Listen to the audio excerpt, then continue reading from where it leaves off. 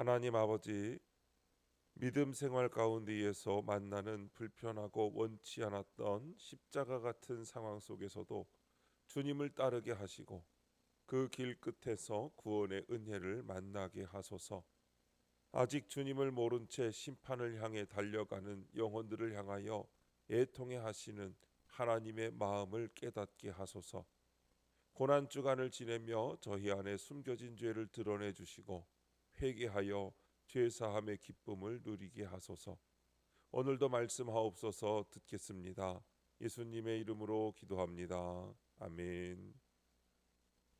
성경 말씀 누가복음 23장 26절부터 33절까지 말씀입니다. 그들이 예수를 끌고 갈 때에 시몬이라는 구레네 사람이 시골에서 오는 것을 붙들어 그에게 십자가를 지워 예수를 따르게 하더라. 또 백성과 및 그를 위하여 가슴을 치며 슬피 우는 여자의 큰 무리가 따라오는지라. 예수께서 돌이켜 그들을 향하여 이르시되 예루살렘의 딸들아, 나를 위하여 울지 말고 너희와 너희 자녀를 위하여 울라. 보라, 날이 이르면 사람이 말하기를 잉태하지 못하는 이와 해산하지 못한 배와 먹이지 못한 젖이 복이 있다 하더라. 그때에 사람이 산들을 대하여 우리 위에 무너지라 하면 작은 산들을 대하여 우리를 덮으라 하리라. 푸른 나무에도 이같이 하거든 마른 나무에는 어떻게 되리요 하시니라. 또 다른 두 행악자도 사형을 받게 되어 예수와 함께 끌려가니라. 해골이라 하는 곳에 이르러 거기서 예수를 십자가에 못 박고 두 행악자도 그렇게 하니 하나는 우편에 하나는 좌편에 있더라. 아멘. 해골이라 하는 곳을 향한 길이라는 제목으로 말씀의 은혜를 함께 나누겠습니다. 군인들이 예수님을 끌고 갈 때 구레네 사람 시몬을 붙들어 그에게 십자가를 지웁니다. 예수님은 슬피 우는 여자들에게 나를 위하여 울지 말고 너희와 너희 자녀를 위해 울라고 하십니다. 그리고 이내 해골이라 하는 곳에 이르러 행악자와 함께 십자가에 못 박히십니다. 첫 번째, 구레네 사람 시몬 26절입니다. 십자가 처형을 받는 죄수는 형장까지 십자가를 직접 지고 가야 했습니다. 하지만 매와 채찍에 맞아 만신창이가 된 예수님은 중간에 쓰러지십니다. 이에 군인들은 구레네 사람 시몬에게 십자가를 대신 지게 합니다. 그는 원치 않게 십자가를 지게 되었는데 이는 화가 아닌 복이었습니다. 후에 그리스도인이 된 그의 두 아들 알렉산더와 루포가 이를 증거합니다. 자원함이 없더라도 주께서 지워주신 십자가를 지고 주님을 따를 때 구원이 임합니다. 적용 질문입니다. 내가 억지로 지게 된 십자가는 무엇입니까? 그것을 잘 지고 주님을 따르고 있습니까? 구레네 사람 시몬은 예수님의 십자가를 대신 지고 가게 되었습니다. 어찌 보면 운이 나빠 보이기도 하지만 그것은 그가 예수님을 위해 봉사할 수 있는 기회였습니다. 이후에 그는 그의 아들 알렉산더와 루포는 바울 사도가 문안한 유명한 그리스도인이 되었습니다. 이처럼 그는 자신과 가족 모두 변화되는 복을 받았습니다. 구레네 사람 시몬처럼 우리도 스스로 무시와 조롱을 자초할 수 없기에 십자가를 지고 가시던 예수님이 억지로 우리에게 그 십자가를 지게 하십니다.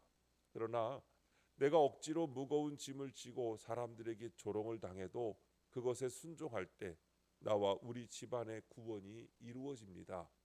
억지로 시작했지만 믿음으로 그 십자가를 지고 주님을 따를 때 그 길 끝에서 우리는 은혜와 생명을 만나게 됩니다.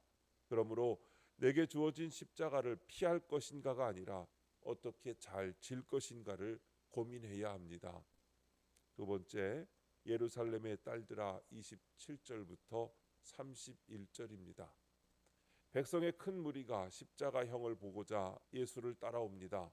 그 중에 여자들은 가슴을 치며 슬피웁니다. 예수님은 그들을 예루살렘의 딸들아 라고 부르시며 그들이 울어야 할 대상을 바로 알려주십니다. 예수님의 죽음은 구원을 위한 희생이며 부활로 열매 맺을 것이기에 울 일이 아닙니다. 오히려 그들에게 닥칠 심판이 울어야 할 일입니다. 이처럼 구원을 위해 십자가 지는 고난은 울 일이 아닙니다. 성도는 주님을 모르고 거역하다 심판받을 영혼들을 위해 울어야 합니다. 적용 질문입니다. 오늘 나는 무엇 때문에 울고 있습니까? 내가 구원을 위해 애통하며 울어야 할 대상은 무엇입니까? 혹시 우리 주변에 여전히 복음을 모르고 살아가는 가족이 있습니까? 친구, 직장 동료, 이웃 중에 예수님을 알지 못하는 이들이 있습니까? 우리는 그들을 보며 마음 아파하고 있습니까? 아니면 언젠가는 믿겠지 하며 무관심하게 지내고 있지는 않습니까? 예수님은 우리가 이런 이들을 위하여 울기를 원하십니다. 또한 우리는 종종 바쁜 일상 속에서 신앙에 무뎌지고 주님의 마음과 멀어져 있는 우리 자신을 발견하게 됩니다.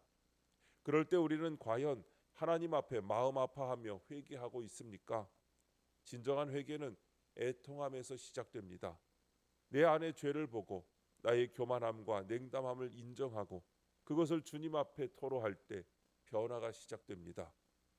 예수님의 고난은 구원을 위한 희생이었기에 슬퍼할 일이 아니라 감사할 일이었습니다. 그러나 아직도 그 구원을 모르고 살아가는 수많은 영혼들, 그리고 때로는 무감각한 내 자신을 위해 우리는 울어야 합니다. 그 눈물 위에 하나님의 은혜와 구원의 역사가 시작될 것입니다. 세 번째, 두 행악자 32절부터 33절입니다. 예수님은 이사야의 예언대로 불법자의 동류로 여김을 받으시며 두 행악자와 함께 사형을 받으십니다. 그들은 반역자나 흉악범이었을 것입니다. 죄 없으신 하나님의 아들이 행악자들과 함께 해골이란 뜻의 형장에서 십자가에 못 박히시고 그들 가운데 달리십니다. 사실 그 자리는 내가 있어야 할 자리입니다. 내 죄악이 어떤 행악자보다 작지 않음을 깨달을 때 예수 그리스도의 은혜의 크기를 알고 누리게 됩니다. 적용 질문입니다. 고난 주간을 보내면서 내가 진심으로 인정하고 고백해야 할 나의 죄악은 무엇입니까? 우리는 다른 사람의 죄를 잘 보고 그 사람의 죄를 보면서 나는 저 정도로 악하지는 않다고 생각합니다. 그러나 로마서 3장 23절에 모든 사람이 죄를 범하였음에 하나님의 영광에 이르지 못하더니라고 말씀하고 있습니다. 십자가 아래에서 우리는 남과 비교할 수 없습니다. 십자가는 우리가 얼마나 죄인인지 보여주는 동시에 그 죄보다 더 크신 은혜를 보여주는 자리입니다. 우리가 고난 주간 동안 마음속 깊은 곳을 들여다보며 나의 죄를 깨닫고 인정해야 합니다. 무심코 남에게 던진 상처 입힌 말들, 다른 사람을 판단하고 내가 우월하다고 여겼던 교만, 은밀한 중에 계속 반복되는 죄, 하나님을 향하여 식어진 마음, 말씀과 기도에서 멀어진 삶을 발견하시고 회개해야 합니다. 행악자들과 함께 죽으신 예수님을 보며 우리는 깨달아야 합니다. 내가 그 자리에 있어야 했습니다. 이 고백이 진심으로 나올 때 예수님의 십자가는 단지 역사적 사건이 아니라 내 인생을 바꾸는 은혜의 사건이 됩니다. 고난 주간은 단지 슬퍼하는 시간이 아닙니다.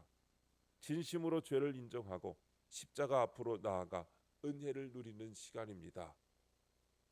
오늘도 하나님의 말씀을 읽고 그 말씀 가운데 내 죄를 바라보며 애통하고 또한 다른 사람의 구원을 생각하며 애통할 때에 하나님께서 저와 여러분과 또한 우리의 삶을 통하여 구원을 이루시고 하나님의 놀라운 계획을 우리를 통해 이루어 가시기를 주님의 이름으로 축원합니다. 기도하겠습니다. 하나님 아버지, 저에게 주님의 십자가를 지게 하신 뜻을 깨닫게 하셔서 감사하며 순종하게 하옵소서. 고난 때문에 흘리는 눈물이 구원을 위해 흘리는 눈물로 변화되게 하여 주옵소서. 저 대신 십자가에 못 박히신 주님의 은혜를 깨달아 저의 죄악을 회개하게 하옵소서. 주님, 이 시간 주님께 기도드리는 성도의 기도 가운데 함께하여 주시옵시고 주님의 세미한 음성을 들려주시며 그 선하신 손길로 붙들어 주옵소서. 우리 주 예수님의 이름으로 기도드립니다. 아멘.